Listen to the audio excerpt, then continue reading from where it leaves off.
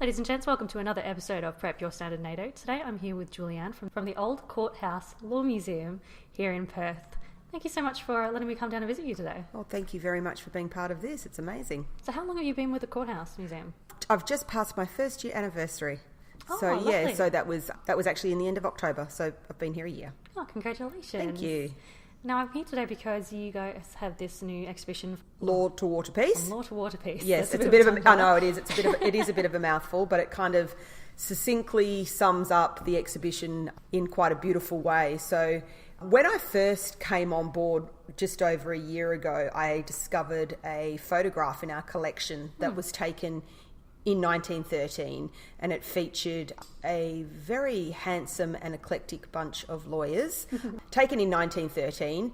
We're not quite sure where it's taken. That in itself is a bit of a mystery, but we suspect that it was one of the studios, photographic studios, perhaps here on Barrack Street or the Terrace, so nearby. And I was immediately fascinated by the photograph because it's a really, really clear portrait of these gentlemen. It's quite detailed and it's really quite high quality for the time. So I thought, I must do something with that photograph one day, and I sort of put it to the back of my mind.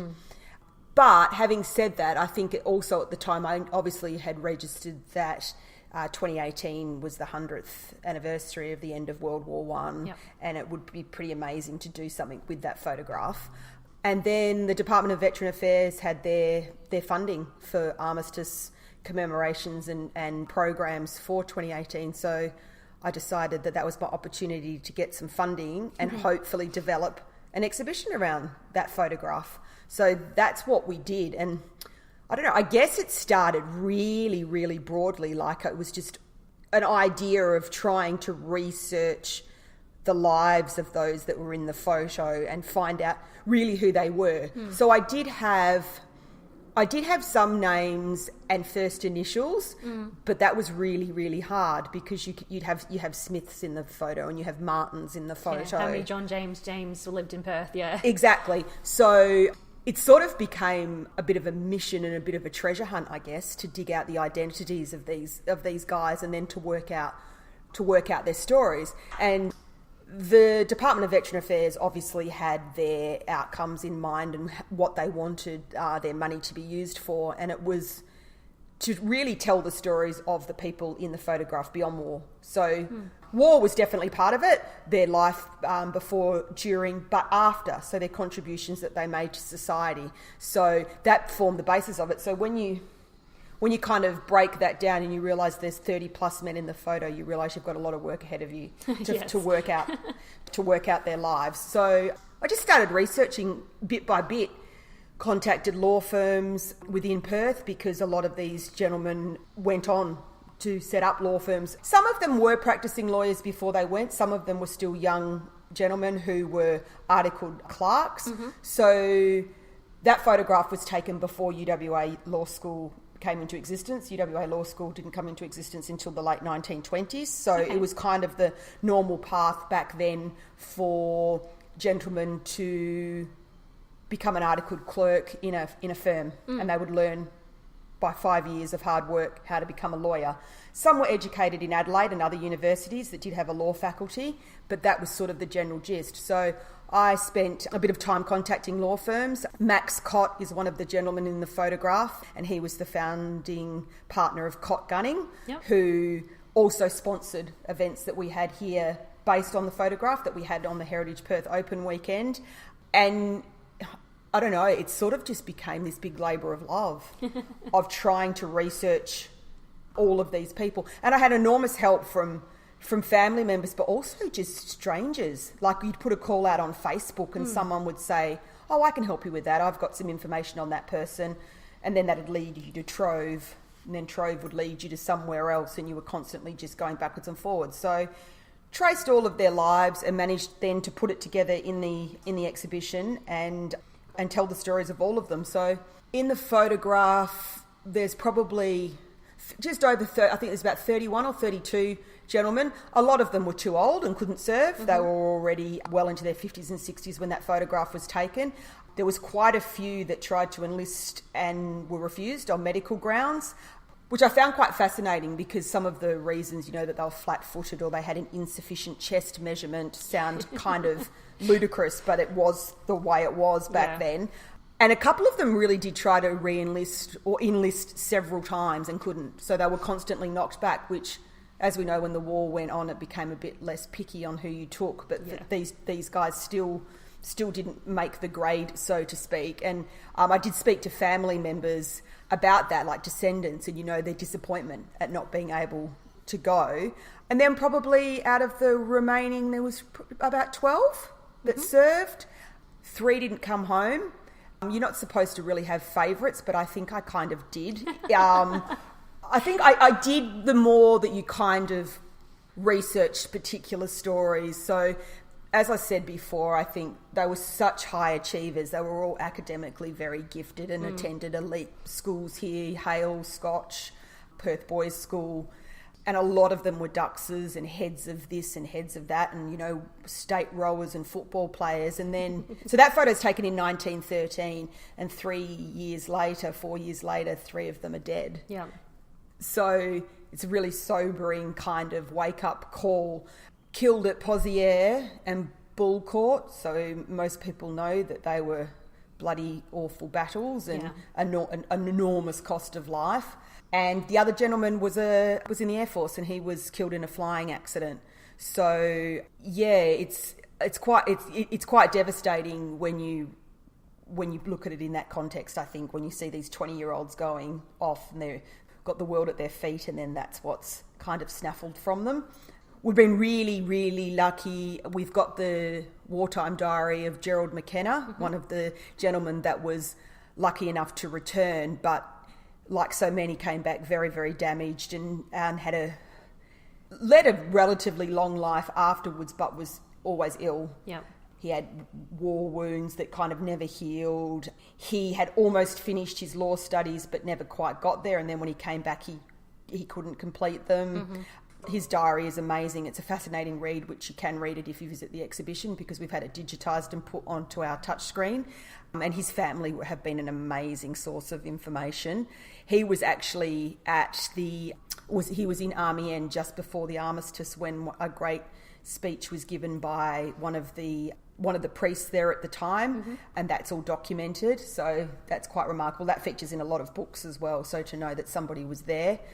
Neville Heenan is another one of the soldiers that was lucky enough to come back, and he won a military cross for his. He was amazingly brave in what he did. So we've had his family come in and talk to us about that, and we've got newspaper articles about his military cross receival. So yeah, it's been amazing. It's probably lends itself to so much more, but you've got to kind of draw the line. Like, how long do you keep going? Yeah. With researching and writing. But I guess the fact that we've been able to put the exhibition together with the help of family, with actual artefacts and items that have belonged to these people, it really lends merit to it. It's very authentic. You know that you've covered your bases, I guess, when you get help from family and researchers. So it was amazing to put together. It's amazing how long something like that can take. How long did it take? Well, from when I started, so I found the photograph literally when I started. I was working on it right up until we opened. So we opened it on the Friday, pretty much a year later. In the last 3 or 4 months before opening it, I was working on it solidly along with other volunteers, because, like I said, you just kept you'd turn over a page and you'd find something else, or family members would suddenly see something that I'd put out and would call you, or you would think you'd got your facts right and you actually hadn't. Someone would ring and say, oh, or you'd send something off to a family member and they'd say, oh, well, no, that's not quite right. So yeah, I think pretty much a year. Yeah. It's a long time. Yeah, a long time, but really, really worth it. We've had a lot of family members and descendants and relatives come through, and as I said, law firms that have been involved or have had people from that photograph set them up come in, and they've all expressed delight at how the stories have been told. So I think that's kind of nice when you know that. Impressed is not the right word, but you've made family members happy and they're proud, I guess. Yeah, no, absolutely, because you are telling their stories and you're sharing those stories with a lot of people, and you want to do that justice, not just for the people but for the families as well. Yeah, so true. And I think that was the part too, when you didn't mind being corrected with things. And I even said that on the day when we had the Heritage Open weekend, which was back at the end of October, and when we had the exhibition open for the first time, and myself and Robert Mitchell, who's the curator at the Army Museum in Fremantle, who lent us a lot of things for this exhibition, we did a talk. And even that day I said to family members, if I've got something wrong, or something else, or there's something you want to add, let us know, because the story kind of doesn't ever stop, if people are still bringing things to your attention. So, and I've had people come through since then and say to me, actually an email only last week with one of the gentlemen, and a lady contacted me and she said, oh no, he was a lawyer, but he didn't work in that firm. So I had the firm wrong, or something along those lines. And it's like, okay, well, great. So you go off and correct that. So yeah, that's been really important to me. I don't mind getting it wrong if you're getting the people to tell you the stories as how they should be and how they actually really happened. And if a lot of the history is word of mouth and family legends and that kind of stuff, it's not like you can just Google it. No, and I think that was the thing as well, because like even with Trove, like you might find an article on something, like it was easy, let's say, to find out when they may have been studying or when they were admitted to law, because that's documented. Yep. You can get that information, but then there'd be big chunks of their life missing. Yep. It was like, well, what did they do for this period of time? And even Harry Collier Warren, that was the gentleman that was killed in the plane accident, I knew nothing really, but I still don't know a lot about him. I know that because his war record's digitised. Yep. And I could find where he was born, and that he came from South Australia, and that he was here to study law because he had a family member who was helping him, but that's it. I mean, and he did die young, but there was still when I look at some of them that I've got pages of information, I've got this tiny little, and even contacting schools that they went to, the schools, we've got a little bit, but we don't know too much else. So yeah, I suspect that there's still mountains that could be uncovered. But more than likely, but that's the fun, isn't it? Digging them out and dust them off. Yeah, that's right. And I guess, just like you said before, just sort of making sure that you do their stories justice, I guess, because that was, I think, one of the things that I was not afraid, that's not right, but it was critical that I kind of got that right, because in a lot of instances, I guess, three of them gave the ultimate sacrifice.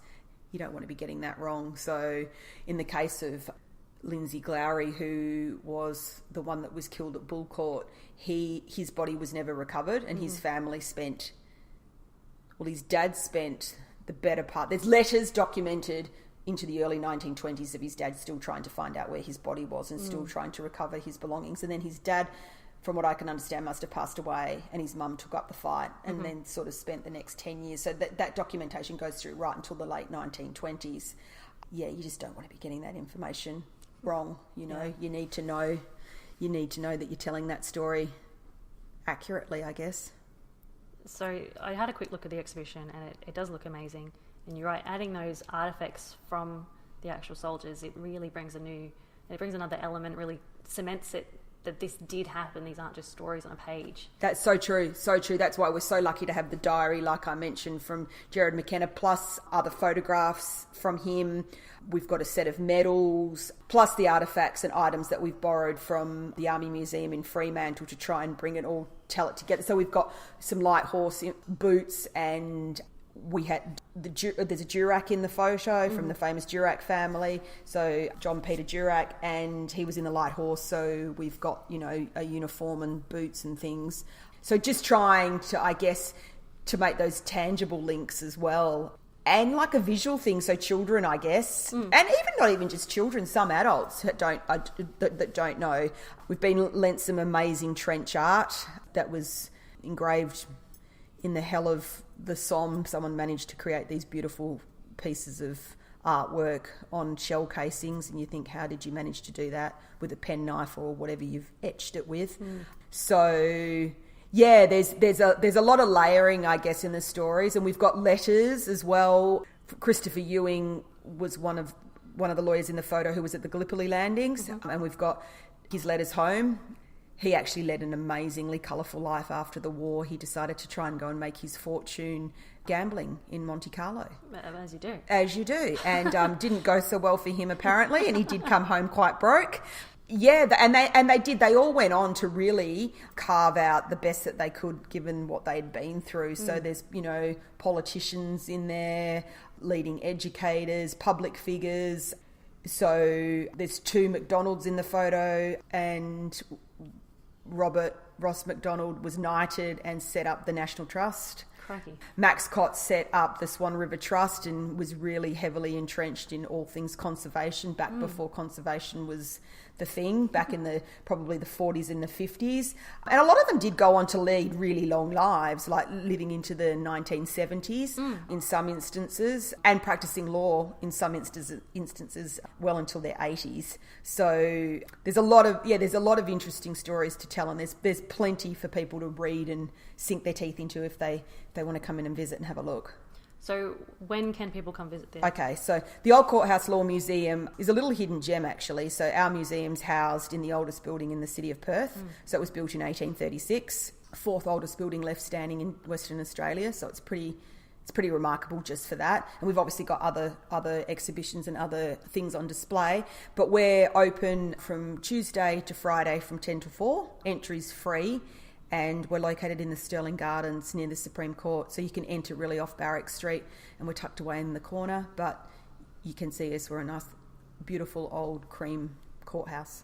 Yeah, it is a beautiful old building, and a lot of the interior here is still quite original. Yes, basically what you see in here where we're sitting now, which people can only imagine unless they come and visit, is pretty much original condition. The floorboards aren't, but we're sitting in the original position where we were all those years ago, so we haven't moved at all. We've got the original bar table here dating back to the 1850s, and yeah, it is. A lot of it's is pretty untouched. So the museum itself, which is in the back part of the building, was completely redesigned in 3 phases, which finished last year. So we sort of cover everything from colonisation to the present day in terms of the law in Western Australia. And being the oldest building in the city of Perth back then, it was really the only building too. So it served as a church and a schoolhouse and a meeting place.